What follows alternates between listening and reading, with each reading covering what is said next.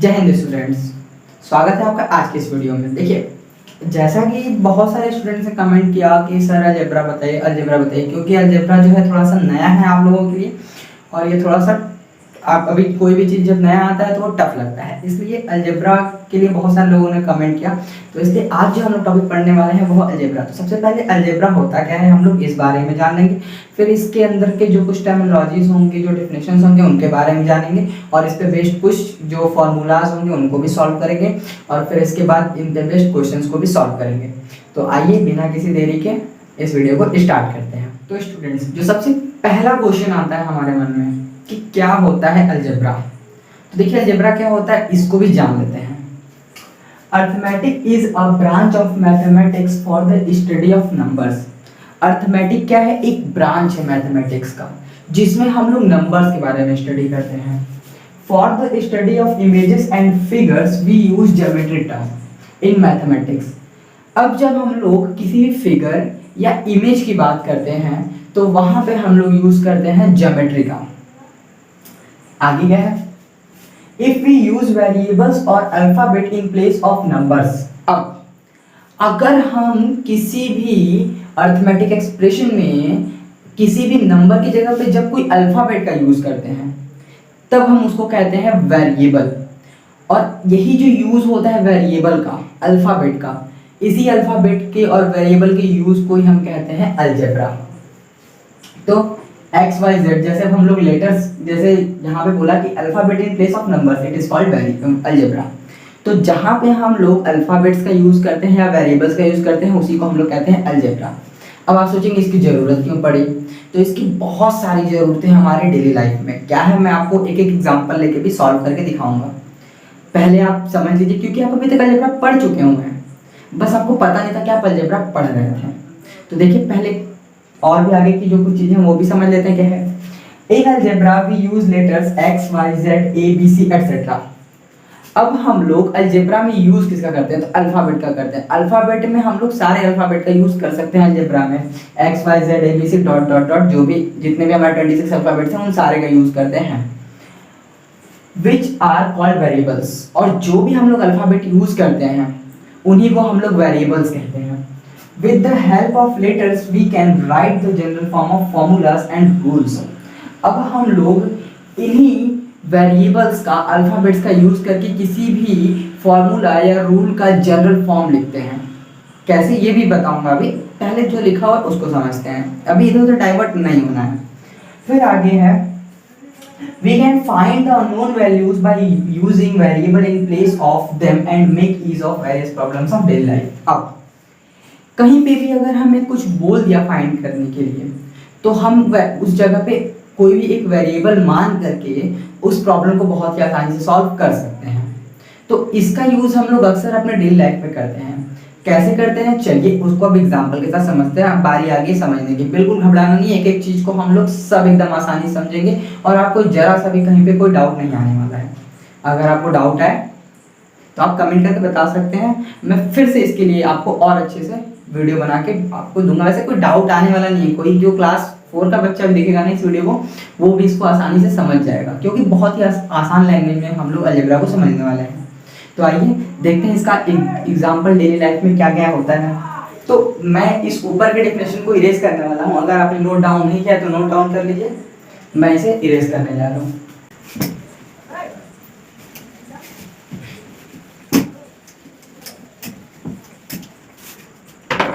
तो अब देखिए सबसे पहले क्या लिखा कि हम लोग जो कोई alphabet X Y Z A B C etcetera का यूज करते हैं इन्हीं को हम लोग वेरिएबल कहते हैं। तो ये जो लेटर्स हैं इनको हम लोग क्या कहते हैं? वेरिएबल। आपको याद रखना है कि वेरिएबल क्या होगा? वेरिएबल वो होता है, देखिए सिंपली अगर हम लोग वेरिएबल को समझें तो वेरिएबल, आप ये जो वेरिएबल बना हुआ है ये बना हुआ है वेरी से। अब इस वेरी का मतलब क्या होता है? जिसकी value time to time change होती रहे या वेरी करती रहे। अब जैसे अगर हम बात करें, एक फॉर्मूला लेते हैं, जैसे perimeter of rectangle is equal to 2 into length plus breadth. ये फॉर्मूला होता है सिंपल सा पेरीमीटर का रेक्टेंगल के। अब अगर हम लोग बात करें यहाँ पे दो रेक्टेंगल्स लेते हैं, एक रेक्टेंगल ये है, एक दूसरा रेक्टेंगल लेते हैं ये। अब यहाँ पे हमने मान लिया कि इसका जो लेंथ दिया हुआ है वो 3 मीटर है और जो ब्रेथ दिया हुआ है वो 2 मीटर है। इसका जो ब्रेथ दिया हुआ है वो 5 मीटर है और जो लेंथ दिया हुआ है वो 2 मीटर है, ऐसा हमने मान लिया। अब हमें अगर इन दोनों का पेरीमीटर फाइंड करना होगा तो हम लोग फॉर्मूला तो सिंपल एक ही यूज करेंगे। अब यहाँ पे इस फॉर्मूले में जब अगर हम इस फर्स्ट वाले के लिए वैल्यू फाइंड करेंगे पेरीमीटर, ये जो फर्स्ट वाला जो हमारा डायग्राम है रेक्टेंगल उसके लिए, तो यहाँ पे जो ये 3 मीटर है वो लेंथ हो जाएगा और ये जो 2 मीटर है वो ब्रेथ हो जाएगा। तो हम इस वैल्यू को यहाँ पे पुट करेंगे तो 2 इंटू एल की वैल्यू 3 मीटर, तो यहाँ पे 3 मीटर प्लस ब्रेथ की वैल्यू 2 मीटर, तो ये 2 मीटर पुट करेंगे। अब इसको जब सॉल्व करेंगे तो ये 3 प्लस 2 5, तो 2 into 5 metre that is equals to 10 metre. हमें ये मिला 10 मीटर। अब जब हम इस सेकंड के लिए सॉल्व करेंगे, ये जो सेकंड वाला डायग्राम है इसके लिए अगर हम इसी चीज को सॉल्व करेंगे तो हम यहाँ पे फॉर्मूला यूज करेंगे सेम यही, और हम लेंथ और ब्रेथ की वैल्यू जब इसके लिए सॉल्व करेंगे तो यहाँ पे ये जो लेंथ और ब्रेथ की वैल्यू है ये 2 इंटू 3 मीटर की जगह पे ये 5 मीटर यूज हो जाएगा और प्लस 2 मीटर। इसको जब सॉल्व करेंगे तो ये जो आंसर आएगा ये 14 मीटर आएगा। तो आपने देखा कि यहाँ पे ये फॉर्मूला तो सेम है, इसमें वेरिएबल्स क्या क्या हैं, तो इसमें वेरिएबल्स एल और बी हैं। इस फॉर्मूले में हम लोग इस एल और बी की वैल्यू चेंज करें। अभी यहाँ पे जब इस क्वेश्चन सॉल्व करते तो एल की वैल्यू हमने 3 रखा, बी की वैल्यू 2 मीटर रखा, लेकिन अगर जब इस रेक्टेंगल के लिए हमें पेरीमीटर फाइंड करना है तो हम इस एल की वैल्यू 5 मीटर रख रहे हैं और इस बी की वैल्यू 2 मीटर रख रहे हैं। तो आप नोटिस कर पा रहे होंगे कि इस वाले क्वेश्चन में एल की वैल्यू 3 मीटर थी लेकिन इस वाले क्वेश्चन में एल की वैल्यू 5 मीटर हो गई। मींस ये जो फॉर्मूला में जो वेरिएबल यूज किए गए हैं इसकी वैल्यू वेरी कर रही है, इसलिए हम लोग इन सारे जो अल्फाबेट्स यूज किए जाते हैं फॉर्मूलाज में या फिर किसी भी रूल में हम उनको कहते हैं वेरिएबल। तो सिंपली आप वेरिएबल का मतलब समझ चुके हैं। अब बढ़ते हैं अपने अगले टर्म की तरफ। क्या होता है अपना अगला टर्म, तो देखिए हमने वेरिएबल समझ लिया, पहले हमें कुछ जगह चाहिए इसको समझने के लिए, तो इसको थोड़ा सा हम इरेज करेंगे। आप नोटिस कर लीजिए, आप इन सारे को नोट डाउन कर लीजिए। देखिए अब आगे लिखा हुआ है with the help of letters we can write the general form of formulas and rules. अब इन लेटर के से हम लोग कैसे लिखते हैं जनरल फॉर्मूला या रूल्स को, तो वो भी समझ देखिए। जैसे अगर कोई एक रेक्टेंगल दिया हुआ है, सिंपली अगर कोई भी फिगर दिया होता है और हमें बोलता है पेरीमीटर फाइंड करने के लिए, तो हम लोग पेरीमीटर मतलब क्या, बाउंड्री लाइन, क्योंकि पेरीमीटर मतलब यही ये जो बाउंड्री का जो लेंथ होता है यहाँ से लेके यहाँ तक ये पूरा, इसी को हम लोग कहते हैं पेरीमीटर। अब पेरीमीटर कैसे फाइंड करेंगे, अगर इसका नेमिंग कर दें ए बी सी और ये डी, तो अगर हम लिखें तो इसको क्या लिख सकते हैं, सम ऑफ ऑल साइड्स। ये सिंपल जनरल एकदम सिंपल सबसे आसान शब्दों में हम कह सकते हैं कि जो पेरीमीटर होता है वो जितने भी साइड्स होते हैं किसी एक क्लोज्ड फिगर के, उन सारे साइड्स का जो सम होता है हम उसी को कहते हैं पेरीमीटर। अब ये ऑल साइड्स कितने हैं, इसमें टोटल 4 साइड्स हैं, एक ये साइड, एक ये साइड, एक ये साइड, एक ये साइड। अब इन्हीं चारों साइड को सम करेंगे तो पेरीमीटर मिलेगा। तो देखिए अगर हम इसको सॉल्व करना चाहें तो लिख सकते हैं पहला side A B plus second side B C plus third side C D and then D A. इस तरीके से हम इसको लिख सकते हैं। अब अगर हम देखना चाहें तो हम इसमें इसको लेंथ मान सकते हैं और इस वाले को ब्रेथ मान सकते हैं। और क्योंकि रेक्टेंगल की प्रॉपर्टी होती है कि इसके जो सामने के साइड्स होते हैं वो आपस में इक्वल होते हैं, चारों नहीं होते हैं इक्वल, लेकिन जो सामने सामने के होते हैं वो आपस में इक्वल होते हैं। तो इसके अकॉर्डिंग ये भी एल होगा, ये भी एल होगा, ये भी बी होगा, ये भी बी होगा। तो हम ए बी की वैल्यू को एल रख सकते हैं प्लस बी सी की वैल्यू को बी पुट कर सकते हैं, सी डी की वैल्यू इसके इक्वल होगी तो इसको भी एल पुट कर सकते हैं और डी ए की वैल्यू इसके इक्वल होगी तो हम इसको भी बी पुट कर सकते हैं। अब हमें आगे सॉल्व करने की जरूरत है। तो देखिए इसको हम क्या लिख सकते हैं, अगर आप देखेंगे ये एल और एल सिंपल, अगर हम 3 और 3 को ऐड करते हैं तो इसको लिख सकते हैं 2 इंटू 3 जो कि 6 आएगा, क्योंकि जब सेम नंबर को 2 टाइम्स ऐड करते हैं तो हम उसको 2 इंटू दैट नंबर लिखते हैं। तो यहाँ पे ये नंबर तो हमें पता नहीं है कि हम इसे, अगर यहीं पे कोई नंबर दिया होता है 3 2 तो हम उसको ऐड कर देते हैं, लेकिन क्योंकि ये वेरिएबल है तो हमें पता नहीं है कि इसकी वैल्यू क्या हो सकती है। अब ये वेरिएबल दोनों सेम हैं तो जब 2 टाइम्स ऐड होंगे तो हम इनको लिखेंगे ना 2 इंटू एल प्लस इस b को क्या लिखेंगे। देखिए ये सबसे सिंपल टर्म है, इससे आसान और कोई शब्द नहीं हो सकता। आपको इसी तरीके से इसको समझना पड़ेगा। अभी आपको थोड़ा डिफिकल्ट लगेगा बट आप जब प्रैक्टिस करेंगे आपको ये बहुत आसान लगेगा। देखिए अब अगर हम b को सॉल्व करें तो 2 टाइम्स b को ऐड करें तो इसको लिख सकते हैं 2 इंटू b। अब जब 2 में l का मल्टीप्लाई करेंगे, जब हम लोग वेरिएबल्स का यूज करने जानेंगे तो वहां पे हम मल्टीप्लाई बार बार नहीं लगाएंगे, हम वहां पे सिंपली इसको लिखेंगे 2l और इसको लिखेंगे 2b। ये मल्टीप्लाई का साइन, जहां कुछ नहीं होगा वहां मल्टीप्लाई होगा, ये आपको याद रखना है। अब इन दोनों में हम नोटिस कर पा रहे हैं कि 2 जो है वो कॉमन है, तो 2 को हम कॉमन ले लेंगे। तो यहाँ पे 2 जब बाहर चला गया तो बचा l, और यहाँ से जब 2 बाहर चला आया तो ये बचा b। आप नोटिस कर पा रहे हैं कि ये जो है ये पेरीमीटर का फॉर्मूला है रेक्टेंगल के। तो आपने देखा कि किस तरीके से हम लोग एक सिंपल से रेक्टेंगल को लेके उसके फॉर्मूला को डिराइव किया by the help of alphabet that is called variable. तो इस तरीके से हम लोग वेरिएबल्स का यूज करते हैं और आप इसका यूज कब से, क्लास 4 से करते चले आ रहे हैं। तो देखिए आपने समझा कि फॉर्मूलाज और रूल्स में कैसे इसका यूज किया जाता है। अब आगे we can find the unknown values by using the variables in place of them and make ease of various problems of daily life. अब हम लोग अपने डेली लाइफ के प्रॉब्लम्स में भी वेरिएबल का यूज करते हैं। कैसे? तो देखिए सिंपली हम कहते हैं, अगर कहें कि 8 में किस नंबर से मल्टीप्लाई करें कि 72 मिल जाए, सिंपल, सबसे सिंपल। ये अक्सर पूछा जाता है, क्लास 1 2 के बच्चों से पूछा जाता है या क्लास 3 के बच्चों से पूछा जाता है कि बताओ 8 का टेबल कितने टाइम्स पढ़ा जाएगा 72 आ जाए। तो आप 8 का टेबल पढ़ेंगे, वो भी एक तरीका है। दूसरा तरीका वेरिएबल, क्योंकि हम लोग वेरिएबल के बारे में बात करें तो हम वेरिएबल्स के ही समझेंगे। तो देखिए हम लोग यहाँ पे बोला कि we can find the unknown values by using the variables। हम unknown वैल्यू, यहाँ पे unknown वैल्यू क्या है, ये वाली जो वैल्यू है वो unknown है। तो यहाँ पे अगर हम इसकी वैल्यू मान लेते हैं कि x आएगा, हमें पता नहीं है इस x की वैल्यू क्या होगी, लेकिन हमने मान लिया कि x आएगा। अब हम इसको सॉल्व कैसे करेंगे? तो देखिए दोनों साइड अगर हम 8 से डिवाइड कर दें यहाँ पे और यहाँ पे भी 8 से डिवाइड कर दें तो ये 8 से 8 कैंसिल हो जाएगा, और यहाँ पे जब इसको डिवाइड करेंगे तो ये 72 को जब 8 से डिवाइड करेंगे तो 9 देंगे। Simply x is equals to 9 आ गया। बहुत ही आसानी से हमने फाइंड कर लिया। तो ये रहा हमारा वेरिएबल का यूज। आई होप कि आपको ये वेरिएबल्स क्या होते हैं, अलजेब्रा क्या होता है, समझ में आ गया होगा। अब आगे बढ़ते हैं हम लोग, क्योंकि चीजों को हम लोग धीरे धीरे समझेंगे, जल्दी समझने कोई मतलब नहीं अगर आपको समझ में नहीं आता है तो चलिए आगे बढ़ते हैं। आगे बढ़ने से पहले एक बात कहूंगा कि अगर आप हमारे चैनल पे नए हैं और आप भी CHS या कॉम्पिटिटिव एग्जाम्स के लिए प्रिपरेशन कर रहे हैं तो ये चैनल को सब्सक्राइब कर लीजिए, आपके लिए बहुत ही हेल्पफुल होने वाला है, क्योंकि सब्सक्राइब करने से आपको नोटिफिकेशंस वगैरह मिलते रहेंगे नए नए वीडियोस की। तो चलिए बढ़ते हैं आगे, नए जो डेफिनेशंस हैं कुछ इससे रिलेटेड अलजेब्रा से, उसके बारे में पढ़ते हैं। तो अब देखिए कुछ जो हमारे इंपॉर्टेंट टर्म्स हैं अलजेब्रा से रिलेटेड वो क्या क्या हैं।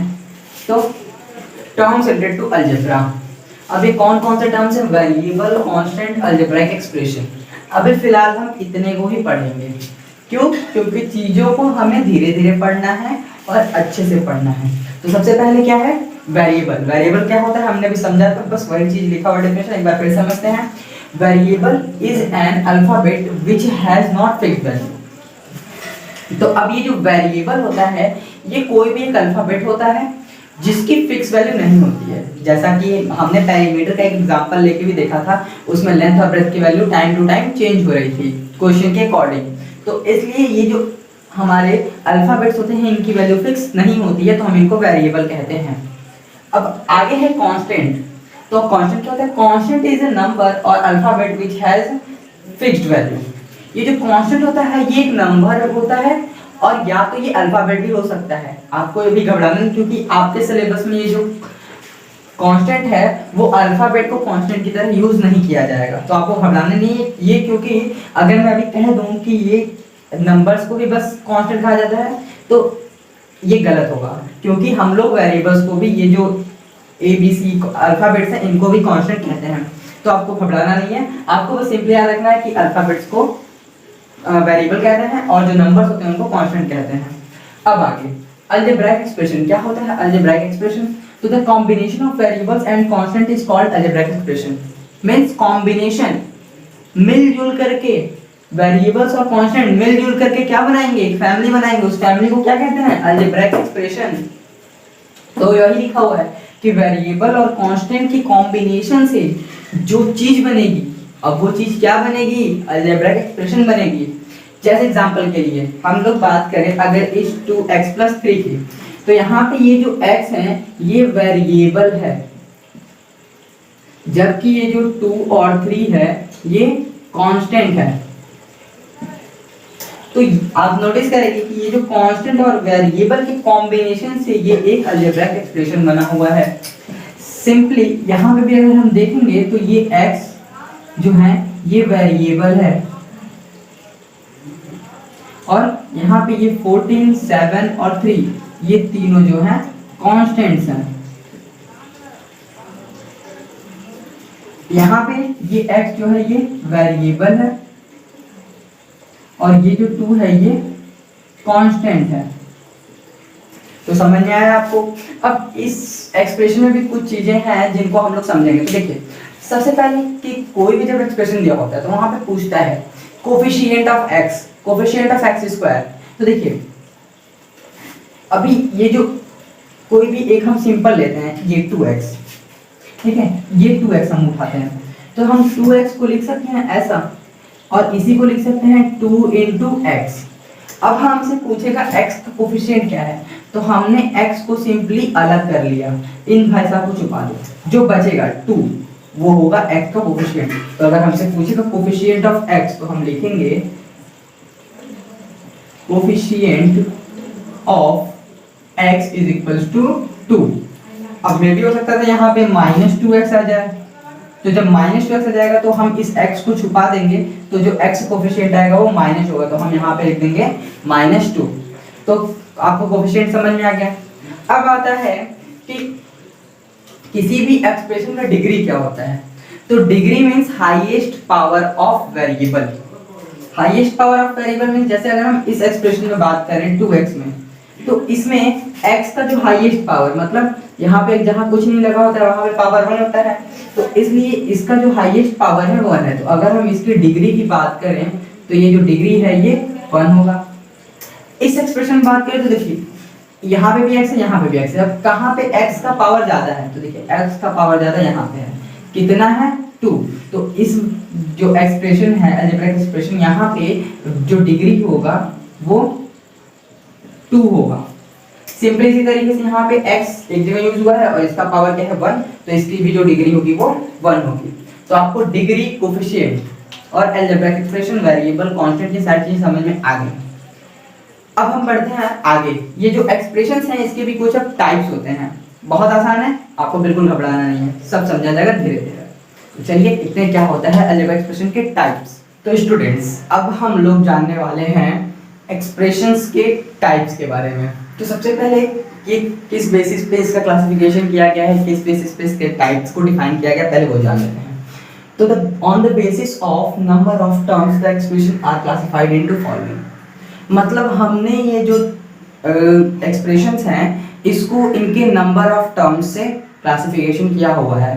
तो नंबर ऑफ टर्म्स से क्लासिफिकेशन क्या, बहुत ही आसान है, आपको बिल्कुल कुछ आपको याद भी नहीं करना है, सिंपल एकदम आसान लैंग्वेज में बताऊंगा। देखिए सबसे इसमें पहला जो है one term expression. One term expression क्या होता है, या इसी को हम लोग क्या कहते हैं, मोनोमियल। तो all expressions with one term is called one term expression of monomials. मतलब वो सारे एक्सप्रेशन जिसमें सिर्फ एक टर्म है। एक टर्म मतलब जैसे 4x हो गया, 2xy हो गया, 7x² हो गया, xyz हो गया। देखिए सिंपली अगर हम बात करें तो यहाँ पे जो दो टर्म कैसे बनेंगे, अगर हम यहाँ पे 2x + 3y लिख देते हैं तो यहाँ पे देखिए इसका जो वेरिएबल है, इसका जो वेरिएबल है वो अलग अलग है, तो ये ऐड अप नहीं हो सकता। तो इसलिए ये जो है इसमें टोटल 2 टर्म्स हैं, तो इसको हम लोग 2 टर्म कहेंगे। अगर हम इसी में एक और जोड़ दें 4z तो ये 3 टर्म एक्सप्रेशन बन जाएगा। अगर हम इसी में 7a जोड़ दें तो ये 4 टर्म एक्सप्रेशन बन जाएगा, क्योंकि सारे के जो वेरिएबल्स हैं वो अलग अलग हैं। अगर हम देखिए यहाँ पे अगर हम इसी को +5x और लिख दें तो ये 5 टर्म एक्सप्रेशन नहीं बना। क्यों? क्योंकि देखिए ये जो वेरिएबल है, ये जो वेरिएबल है, दोनों सेम है। तो जब दोनों सेम हैं तो 5x प्लस 2x मिलके ये दोनों जो है आपस में मिलके ये 7x हो जाएगा और ये एक्सप्रेशन 4 टर्म्स में ही रहेगा, तो इसलिए ये 5 टर्म का एक्सप्रेशन नहीं बनेगा। तो आपको बस ये ध्यान रखना है कि पूरा सॉल्व करने के बाद अगर और टर्म्स को हम लोग कम नहीं कर पा रहे हैं, तब जो फाइनली जितने टर्म्स होंगे उसके बेसिस पे हम इसको क्लासिफाई करेंगे। अगर 2 टर्म हुए तो 2 टर्म एक्सप्रेशन, 3 टर्म्स हुए तो 3 टर्म एक्सप्रेशन, बस यही है। आगे है देखिए 2 टर्म एक्सप्रेशंस, और इसी को हम लोग क्या कहते हैं, बाइनोमियल। ये मोनोमियल और बाइनोमियल भी कैसे कहते हैं अभी तुरंत बताऊंगा मैं। देखिए all the expression with 2 terms are called 2 term expression, मतलब जितने भी एक्सप्रेशंस होते हैं जिसमें सिर्फ 2 टर्म्स होते हैं हम उनको कहते हैं 2 टर्म एक्सप्रेशन। जैसे यहाँ दिया हुआ है 2x प्लस 3, यहाँ पे आप नोटिस करेंगे कि ये जो 2x एक अलग है और 3 अलग है, ये दोनों अब ऐड नहीं हो सकते हैं, ये सबसे रिड्यूस्ड फॉर्म में है, तो इसको हम लोग कहेंगे 2 term expression. 7x square plus y भी कुछ इसी तरीके से है, 2xy प्लस 3z भी कुछ इसी तरीके से है 2 टर्म एक्सप्रेशन। तो ये हो गया 2 टर्म एक्सप्रेशन। अब आगे है 3 टर्म एक्सप्रेशन और पॉलिनोमियल। तो देखिए all the expressions with 3 terms are known as 3 term expression और पॉलिनोमियल। तो जितने भी टर्म्स जिसके पास जितने भी एक्सप्रेशन जिसके पास वो अलजेब्रा के वो सारे एक्सप्रेशन जिसके पास सिर्फ 3 टर्म्स होते हैं, हम उनको 3 टर्म एक्सप्रेशन या पॉलिनोमियल में भी डिफाइन कर सकते हैं। अब देखिए ये मोनोमियल, बाइनोमियल और पॉलिनोमियल आया कैसे। तो देखिए सिंपल सी बात है कि यहाँ पे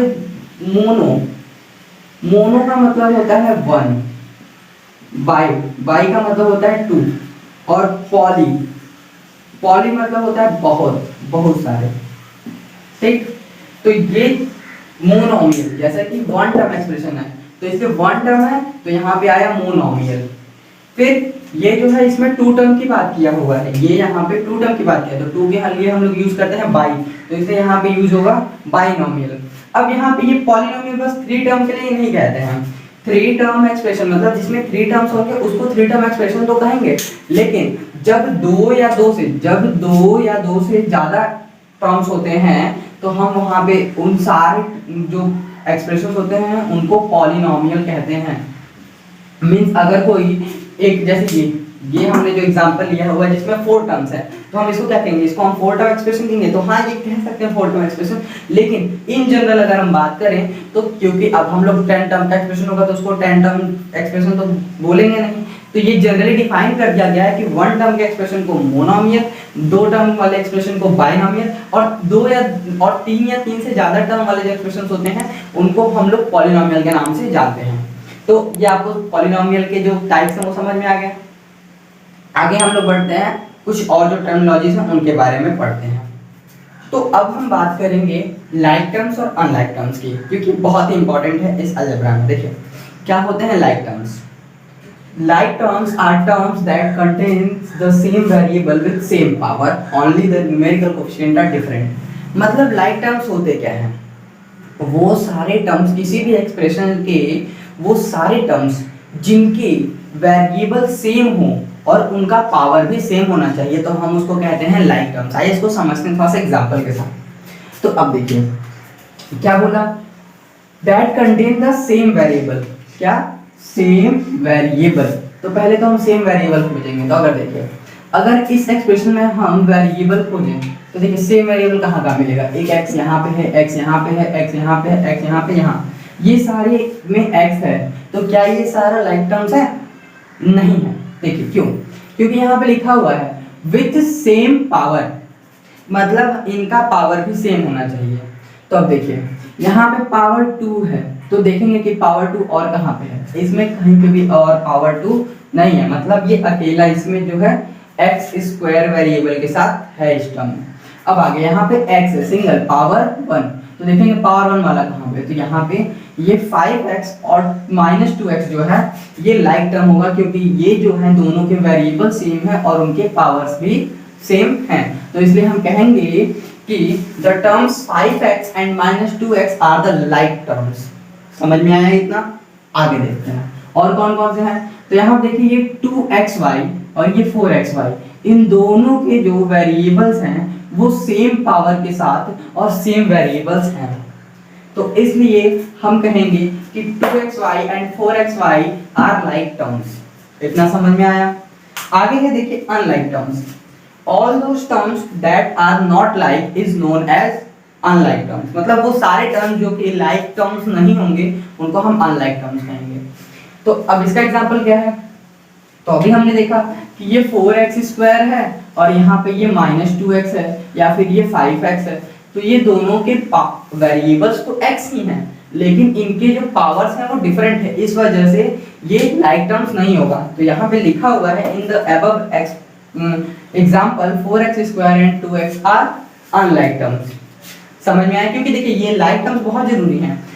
देख जैसे क्या होता है कभी फ्रैक्शन में क्या होता है कि जो भी सेम मतलब लाइक टर्म्स होते हैं वही ऐड हो पाते हैं। तो इसी तरीके से इस अलजेब्रा में भी है कि जैसे जो लाइक टर्म्स होंगे सिर्फ वही ऐड हो पाएंगे और बाकी कोई भी टर्म ऐड या सब्ट्रैक्ट नहीं होंगे। तो इसलिए ये लाइक टर्म्स और अनलाइक टर्म आपको समझना बहुत जरूरी है।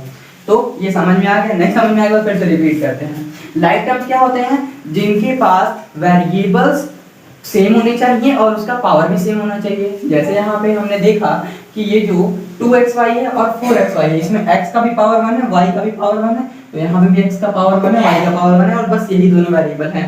तो इसलिए यहाँ पे ये लाइक टर्म है। और आगे इसमें लिखा only the numerical coefficients are different. मतलब ये जो न्यूमेरिकल कोफिशिएंट है ये 2 है, ये 4 है, ये न्यूमेरिकल कोफिशिएंट डिफरेंट होंगे। कोई जरूरी नहीं डिफरेंट होना, यहाँ पे 2xy भी होगा तो भी हम कहेंगे कि ये लाइक टर्म्स है, लेकिन जनरली ये डिफरेंट होते हैं। अब देखिए, अब अनलाइक टर्म क्या होता है? तो जिसमें वेरिएबल्स जो हैं वो अलग अलग हो और पावर भी उनके अलग अलग हो। जैसे यहाँ पे 4x स्क्वायर और 2x जो है, यहाँ पे ये x का पावर 2 है लेकिन यहाँ पे x का पावर 1 है। वेरिएबल्स तो सेम है लेकिन पावर डिफरेंट है, इस वजह से हम इसको अनलाइक टर्म कहेंगे। तो आपको समझ में आ गया। अब बढ़ते हैं अपने अगले स्टेप में। तो अब बारी आ गई क्वेश्चंस को सॉल्व करने, क्योंकि जो भी चीजें पढ़ी अगर हमने क्वेश्चन को नहीं सॉल्व किया तो कुछ नहीं किया। तो देखिए सबसे पहले इन क्वेश्चंस के आंसर को आप बताने वाले हैं, मैं नहीं बताऊंगा। फिर उसके बाद मैं बस क्लियर करूंगा कि आपका आंसर सही है या गलत है। तो देखिए जो सबसे पहला क्वेश्चन है, find the variables and constant in the expression this. हमें ये जो एक्सप्रेशन है 5x square y plus 3x plus 7, इसमें वेरिएबल्स और कांस्टेंट्स क्या क्या हैं ये बताना है। तो चलिए जल्दी से फटाफट बताइए इसमें वेरिएबल्स क्या क्या हैं। नहीं मुझे सुनाई नहीं दिया, और थोड़ा तेज बोलिए। x और y, बिल्कुल सही आपने कहा कि इसमें जो वेरिएबल्स हैं वो x और y हैं। क्यों? क्योंकि हमें इसमें दो ही अल्फाबेट्स देखने को मिल रहे हैं, x और y, इसके अलावा और कहीं पे भी कोई अल्फाबेट नहीं है। इसलिए इस क्वेश्चन में जो वेरिएबल्स होंगे ये x और y होगा। फिर आगे बात क्या है कांस्टेंट्स की भी। तो कांस्टेंट क्या होते हैं? कोई भी ऐसा नंबर या कोई भी ऐसा अल्फाबेट जिसका वैल्यू चेंज ना हो। तो आप जल्दी से बताइए कि ये कांस्टेंट्स क्या होते हैं, इसमें क्या क्या कांस्टेंट्स हैं? बिल्कुल सही 5 3 7, ये जो तीनों हैं ये इसमें कांस्टेंट्स है, क्योंकि 5 की वैल्यू 5 ही रहेगी, चाहे कहीं पे भी हम रखें, चाहे मून पे रखें चाहे अर्थ पे रखें, 5 की वैल्यू 5 ही रहेगी। तो इसलिए 5 3 और 7 जो होंगे वो कांस्टेंट्स होंगे। तो यहाँ पे हम लिख देंगे constant is equal to 5 3 and 7। हो गया क्वेश्चन सॉल्व। आगे बढ़ते हैं सेकंड क्वेश्चन पे। Right the coefficient of x square y to the power 5 and x square y to the power 5 in the expression 9x square y to the power 5। हमें ये जो expression दिया हुआ है 9x square y to the power 5, सबसे पहले तो ये बताइए ये किस टाइप का एक्सप्रेशन है?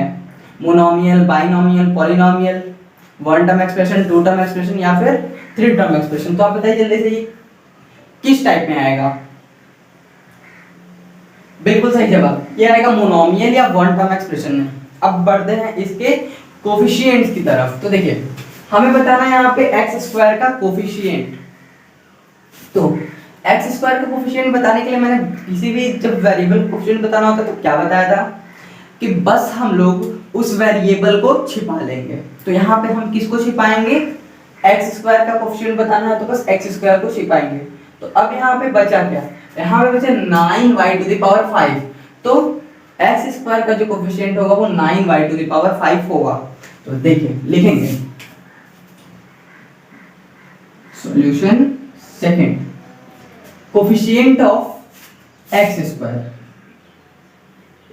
Coefficient of X square is equal to, देखिए कैसे, तो ये जो 9,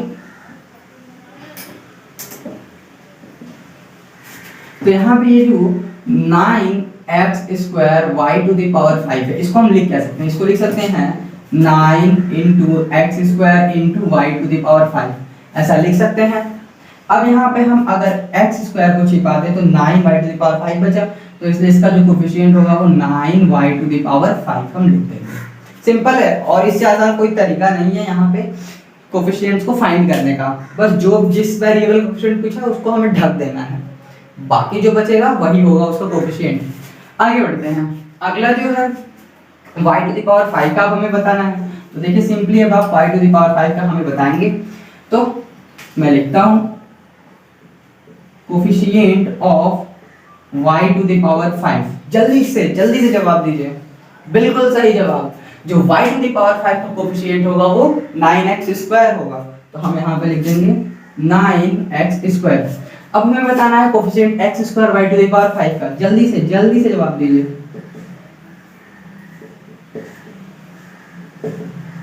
तो ये क्या होगा 9, सही जवाब दिया आपने। यहाँ पे ये हमारा सेकंड क्वेश्चन भी सॉल्व हो गया। अब आगे जो next question number 3, which are the polynomial in the following algebraic expression. तो हमें बताना है कि इसमें कौन से पॉलिनोमियल्स होंगे। तो पॉलिनोमियल की हमने डेफिनेशन क्या पढ़ी थी, हमने पॉलिनोमियल का डेफिनेशन पढ़ा होगा था कि वो सारे टर्म्स, वो सारे एक्सप्रेशन जिसमें 3 या 3 से ज्यादा टर्म हो। सबसे पहले हम इसमें देखेंगे कि 3 या 3 से ज्यादा टर्म्स हैं किसमें, तो ये तो बिल्कुल नहीं है क्योंकि इसमें 2 ही टर्म्स हैं। फिर 3 टर्म्स है, किसमें है, इसमें है, इसमें है, इसमें 4 टर्म्स है, तो ये क्योंकि 3 से ज्यादा टर्म्स होते हैं तो पॉलिनोमियल कहते हैं, तो इसलिए ये भी पॉलिनोमियल कैटेगरी में आ जाएगा। अब यहाँ पे हमें देखना है कि क्या ये पॉलिनोमियल है। तो देखिए हम देखते हैं पावर को, क्योंकि कभी भी किसी भी पॉलिनोमियल में जो पावर होता है वो पॉजिटिव इंटीजर होता है। अब आप कहेंगे पॉजिटिव इंटीजर क्या होता है, तो सिंपली बताते हैं। यहाँ पे अगर हम एक नंबर लाइन ले रहे हैं, यहाँ बीच में 0, इस साइड राइट साइड की वैल्यू को पॉजिटिव से रिप्रेजेंट करते हैं, तो यहाँ 1 2 3 ये जो सारे नंबर्स आते हैं, और इधर -1 -2 -3 डॉट डॉट डॉट ये सारे जो नंबर्स हैं, तो इसमें पॉजिटिव ये सारे इंटीजर्स हैं। अब इसमें पॉजिटिव नंबर कौन कौन सा है, तो जो पॉजिटिव नंबर है वो ये सारे हैं, तो इन सारे को हम छिपा देंगे, यहाँ से गायब कर दो। अब जो ये सारे नंबर्स 1 2 3 4 5 6 आते हैं उसको हम लोग पॉजिटिव इंटीजर्स कहते हैं। तो वही है यहाँ पे कि जब किसी भी पॉलिनोमियल में या फिर किसी भी अलजेब्रिक एक्सप्रेशन में 3 या 3 से ज़्यादा टर्म्स हो और उसके वेरिएबल का जो पावर हो वो पॉजिटिव इंटीजर हो, तो हम उसको कहेंगे कि वो पॉलिनोमियल है। तो देखिए यहाँ पे इसके जो वेरिएबल्स का पावर है, एक जगह 2 है एक जगह 1 है, मतलब जो पॉजिटिव है, तो इसलिए ये जो है पॉलिनोमियल होता है। तो यहाँ पे लिख देंगे पॉलिनोमियल।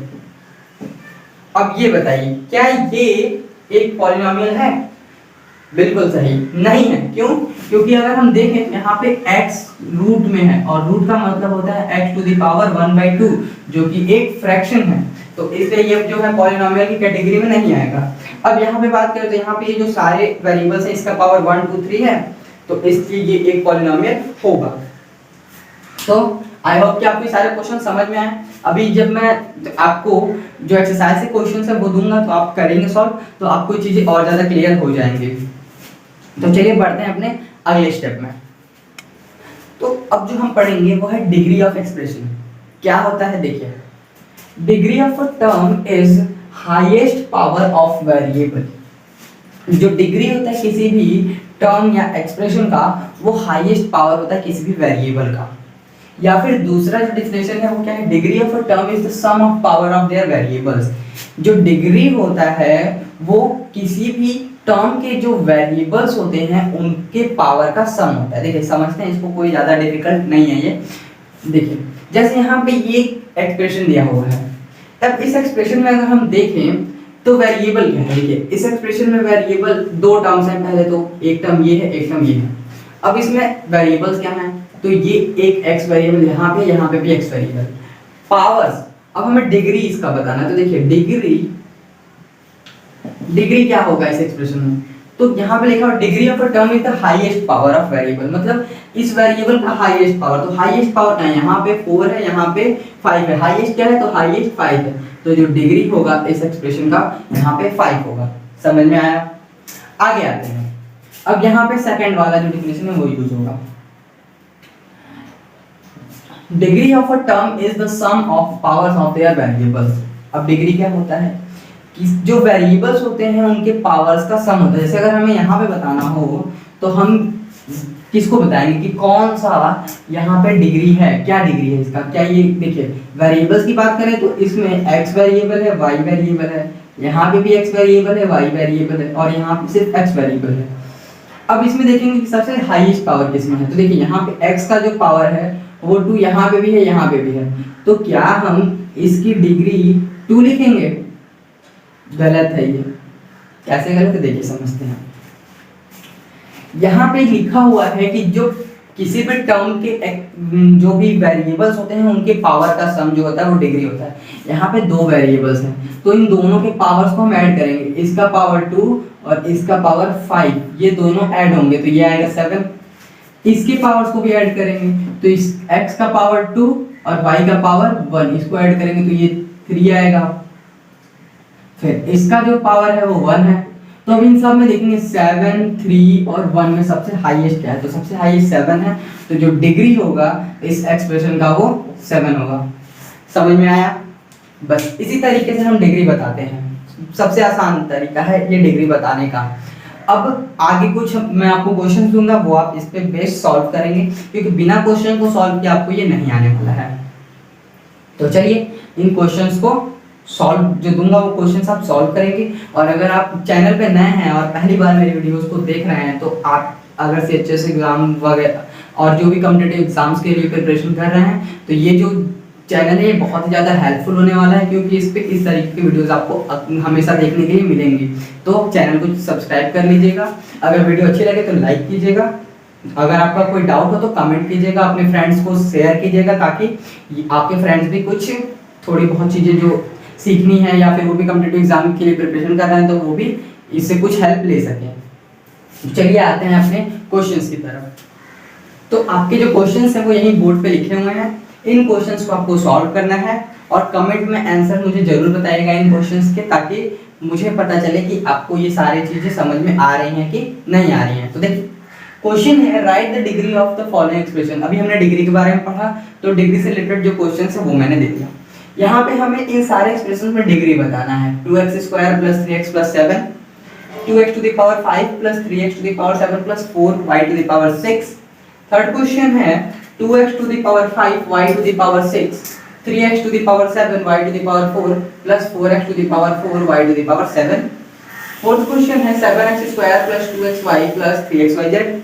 फिफ्थ क्वेश्चन है 3x² + 2x² y + 7xyz²। तो इन सारे क्वेश्चंस में आपको डिग्री बताना है, ये जो सारे क्वेश्चन दिए हुए हैं इनमें आपको डिग्री बताना है। डिग्री हमने भी पढ़ा, तो आप इन सारे क्वेश्चंस को सॉल्व करेंगे और इसके आंसर जो है मुझे कमेंट बॉक्स में जरूर बताएंगे, ताकि मुझे समझ में आए कि आपने इन क्वेश्चंस को सॉल्व किया है या नहीं किया। अगर आप इन क्वेश्चंस को सॉल्व नहीं करेंगे तो फिर आपको समझने का कोई मतलब नहीं है, क्योंकि आप फिर लॉजिकली आप अपना माइंड यूज नहीं किए हैं। तो इसलिए इन क्वेश्चंस को सॉल्व कीजिए और मुझे कमेंट में जरूर बताइए। मिलते हैं अपने अगले वीडियो में, आगे जो कुछ एडिशन सब्ट्रैक्शन ऑपरेटर इसमें कैसे यूज करेंगे, फिर इसके फैक्टर्स को कैसे फाइंड करेंगे, सारी चीजें हम लोग आगे डिस्कस करेंगे। तो मिलते हैं अपनी नेक्स्ट वीडियो में। अगर आप हमारे चैनल पे को सब्सक्राइब नहीं किए अभी तक तो जरूर चैनल को सब्सक्राइब कीजिए।